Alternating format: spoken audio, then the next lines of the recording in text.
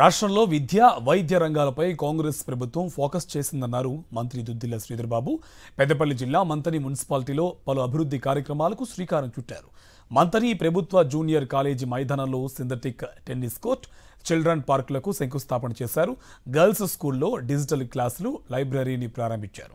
దీంతో చెరువుల ఆధునీకరణ, మహిళలకు ఉచిత కుట్టు మిషన్ శిక్షణ కేంద్రం, సబ్స్టేషన్ నిర్మాణ పనులకు శ్రీకారం చుట్టారు. బీఆర్ఎస్ పాలనలో రాష్ట్రం అప్పుల పాలైందని, కానీ ఎన్నికల ముందు ఇచ్చిన హామీలను నెరవేర్చేందుకు ప్రయత్నిస్తున్నామన్నారు మంత్రి శ్రీధర్ బాబు.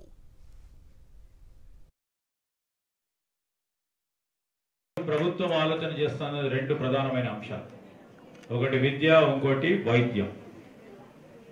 ఈ రెండు ప్రధానమైన అంశాలను దృష్టిలో పెట్టుకొని రాష్ట్ర వ్యాప్తంగా కూడా పెద్ద పెట్టిన ప్రభుత్వ పాఠశాలలకు సంబంధించి మరి పిల్లలందరూ కూడా ప్రభుత్వ పాఠశాలలో చదివించే ఒక ప్రయత్న భాగంలో ఒక పరంగా విద్యాశాఖకు సంబంధించిన అధికారులతో పాటు స్థానికంగా ఆ పాఠశాలలో పనిచేస్తా ఉన్న హెడ్ మాస్టర్తో పాటు ఉపాధ్యాయ సోదరులు సోదరిమలందరూ కూడా ఈరోజు ఒక డ్రైవ్ పెట్టి చాలా మందిని కూడా